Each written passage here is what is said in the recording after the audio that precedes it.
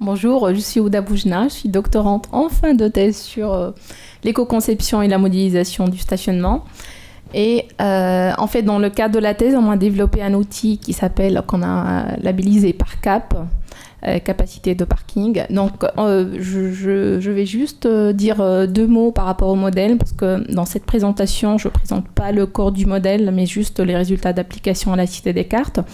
Donc, il s'agit d'un modèle d'affectation de trafic qui traite l'offre et la demande. Sa particularité, c'est qu'il traite l'échelle micro-locale. Donc, on prend en considération les comportements de la demande en termes de choix, de destination et de place de parking à côté de la destination. Et du côté de l'offre, on prend en considération les capacités offertes par type de parking, sur voirie, hors voirie, parc relais, etc.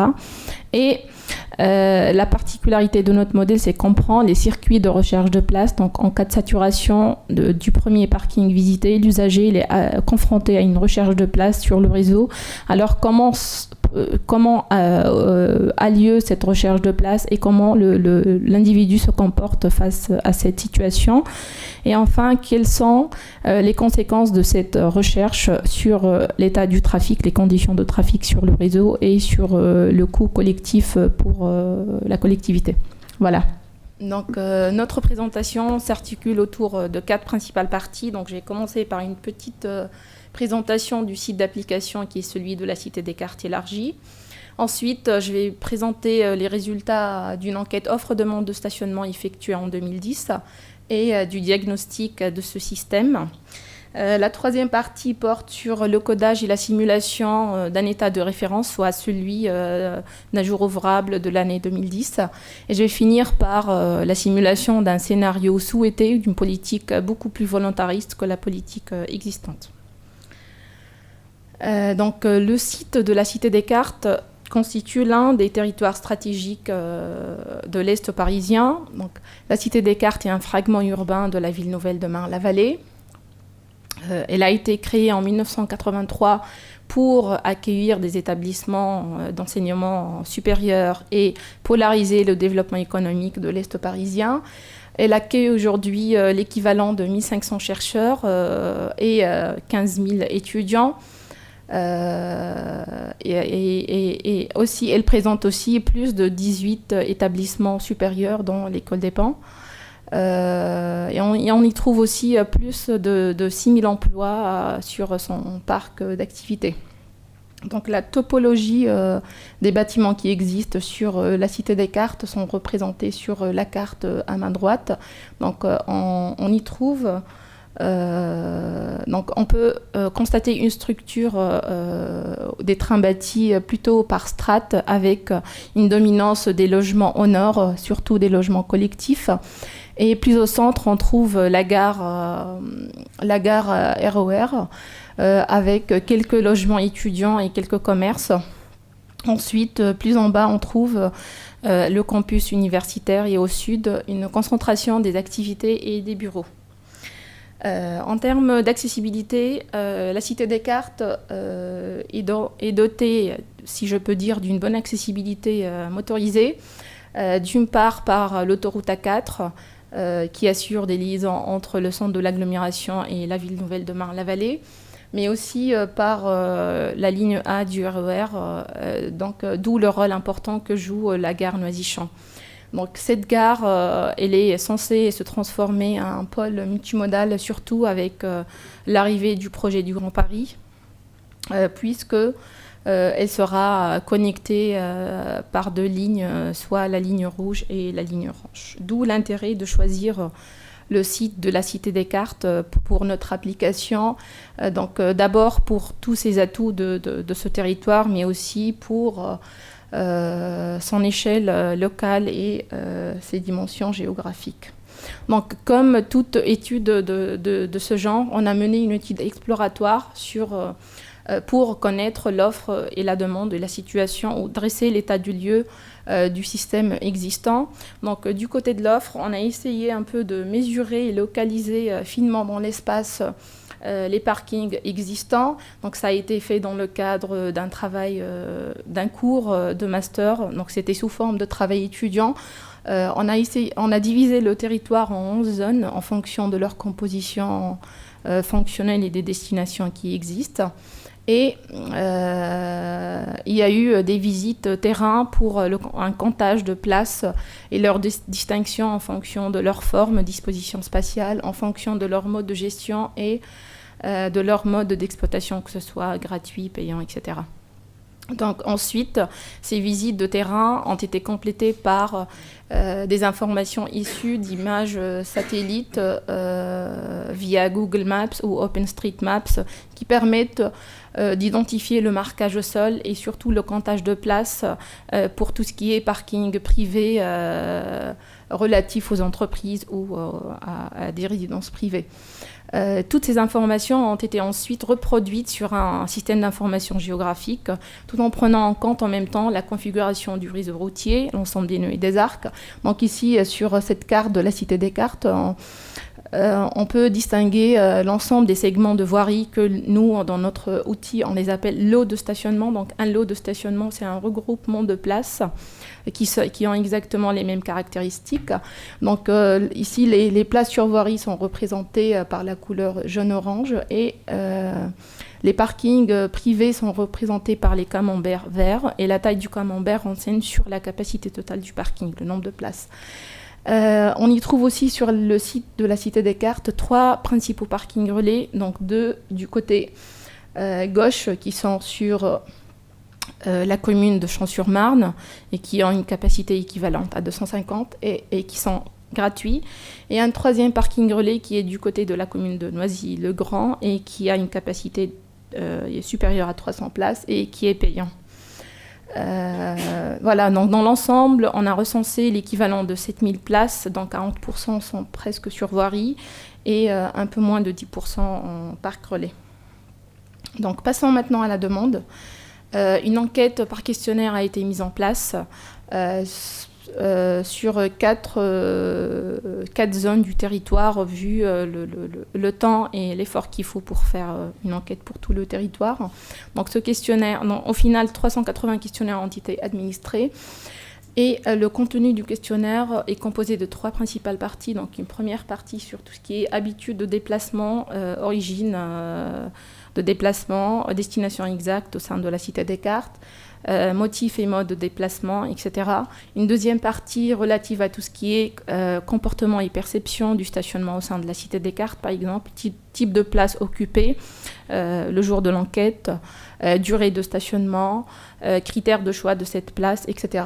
Et une dernière partie classique pour ce genre de questionnaire qui est relative à tout ce qui est caractéristiques socio-économiques de l'individu, âge, revenus, etc.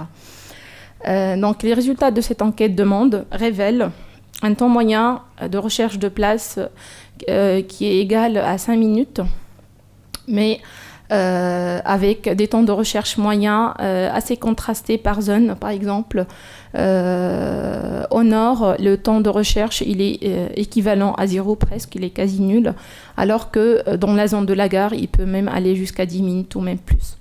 Donc pour tout ce qui est temps d'accès final ou temps d'accès terminal, donc temps de marche à pied, il est généralement inférieur à 5 minutes. Les usagers ont déclaré une certaine préférence pour les places sur voirie. Donc déjà d'abord pour leur proximité par rapport à leur zone de destination, mais aussi par rapport à cause de la facilité d'accès. Ils ont ensuite une préférence aux emplacements offerts par l'employeur parce qu'ils sont gratuits et aussi parce qu'ils sont un peu plus sécurisés que la voirie. Donc en termes d'occupation, on a recensé des durées assez longues qui vont jusqu'à 9 heures pour les étudiants et qui dépassent même les 9 heures pour les pendulaires, d'où une forte pression sur la voirie et des problèmes de saturation de la voirie. Et ces problèmes de saturation ont été beaucoup plus visibles aux abords de la gare.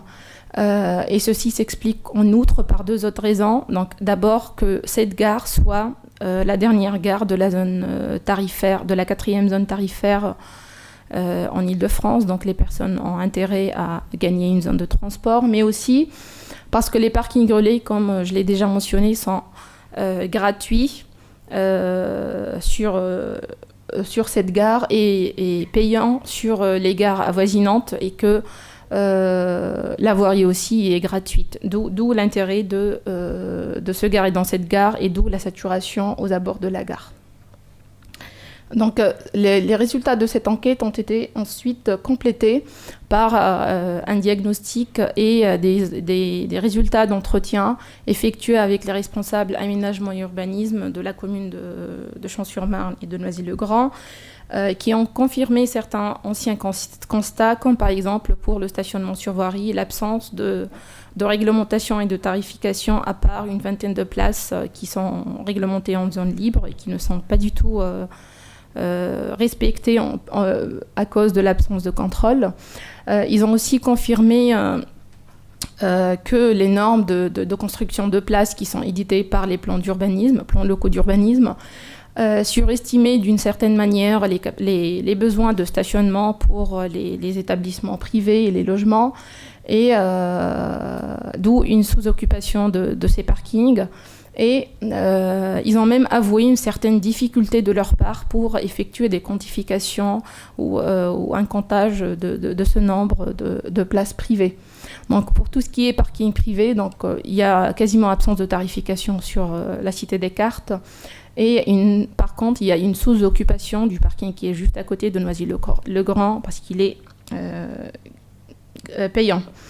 À cela, j'ajoute juste une certaine dispersion de compétences de gestion du stationnement de la gare, donc tout ce qui est parking relais, qui est assuré par la communauté d'agglomération de Val-Maubuée sur l'ensemble des gares de ce secteur, et la gestion du stationnement sur voirie qui est effectuée par la mairie de Champs-sur-Marne et de Noisy-le-Grand, d'où la divergence et le manque de coordination entre les mesures de gestion de ces différents types de parking. Donc, en gros, on a constaté l'absence d'une politique intégrée et cohérente, et qui est la principale source de dysfonctionnement du système actuel de stationnement à la Cité des Cartes. Donc, à l'aide de notre outil ParCap, on a essayé de modéliser une situation des références. On est toujours resté sur l'année de 2010,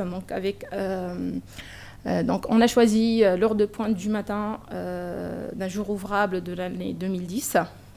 Et on a utilisé les données qu'on avait déjà collectées en matière d'offres. Donc, du côté de l'offre, on a reproduit la configuration du réseau routier. Donc, dans l'ensemble, on a l'équivalent de 300 arcs et de 260 nœuds, avec 4 nœuds d'origine virtuelle, disons des points d'accès à la Cité des Cartes, donc qui sont marqués en bleu sur la carte. Pour tout ce qui est lot de stationnement, donc on a gardé les 4 types qui existent sur la Cité des Cartes.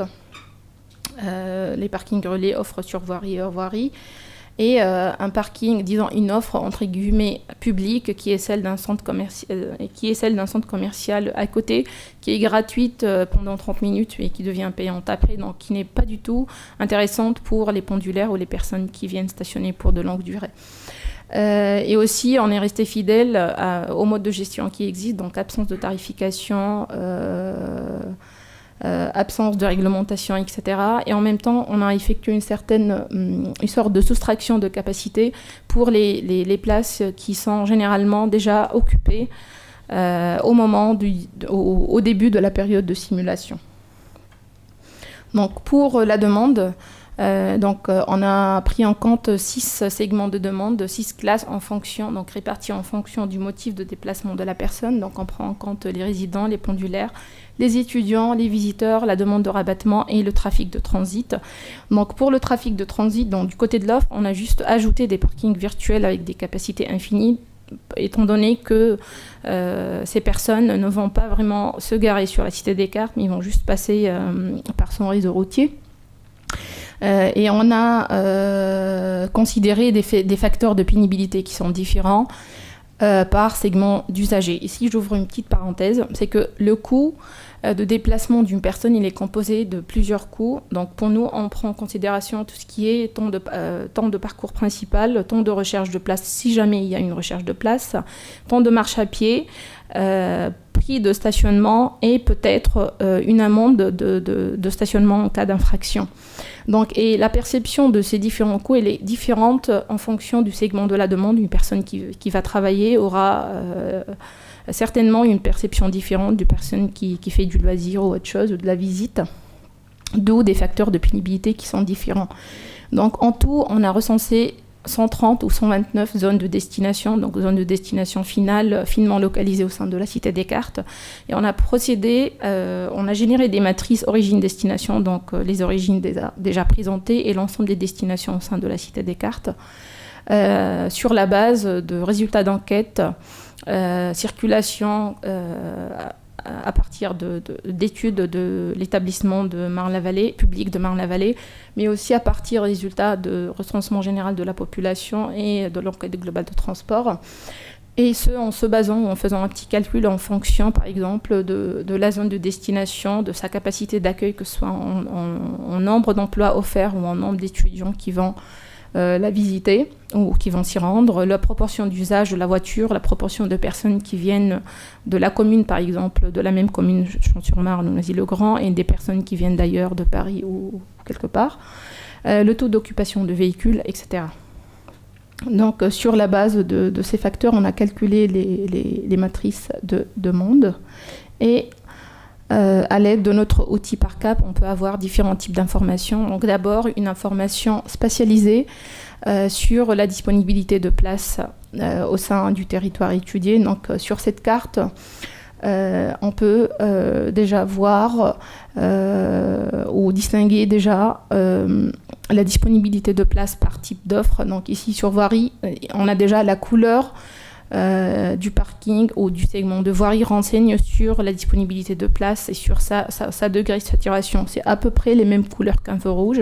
Donc si c'est rouge, c'est qu'il n'y a pas de place. Si c'est vert, c'est qu'il y a forcément une place. Donc, et sur la Cité Descartes, on a constaté deux principales zones de congestion. Donc première zone, celle de la gare, avec une très grande saturation du parking qui est juste à côté et une sous-occupation du parking qui est juste là en fait et qui, comme j'ai déjà mentionné, qui est payant. Et aussi une saturation des rues adjacentes dans le quartier de la gare.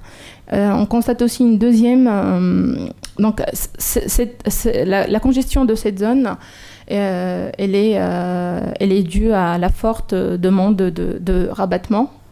La deuxième zone de congestion est située à cheval entre le parc d'activités et le nord du parc d'activités et le sud du campus universitaire où sont implantés 3 grands établissements relatifs à l'université de Marne-la-Vallée. Et cette situation est due aussi à l'important flux d'étudiants et de pendulaires qui viennent quotidiennement à la Cité Descartes. Voilà.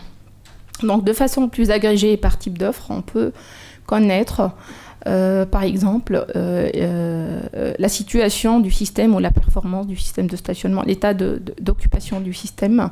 Donc ici, j'ai représenté en bleu les capacités totales par type d'offre.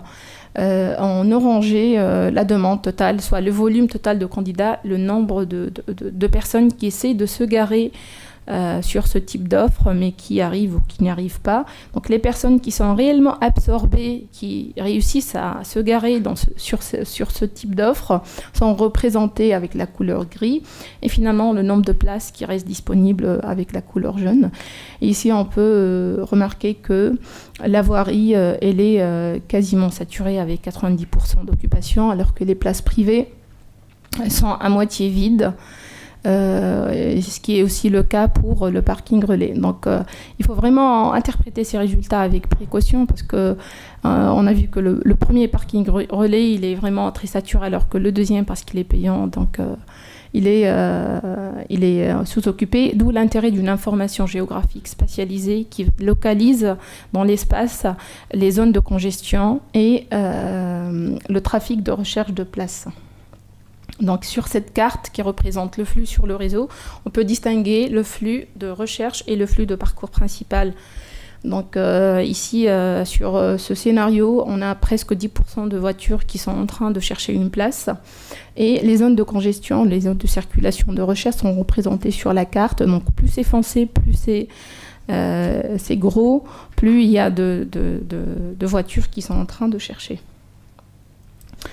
Donc il est évident que cette première situation n'est pas soutenable, ne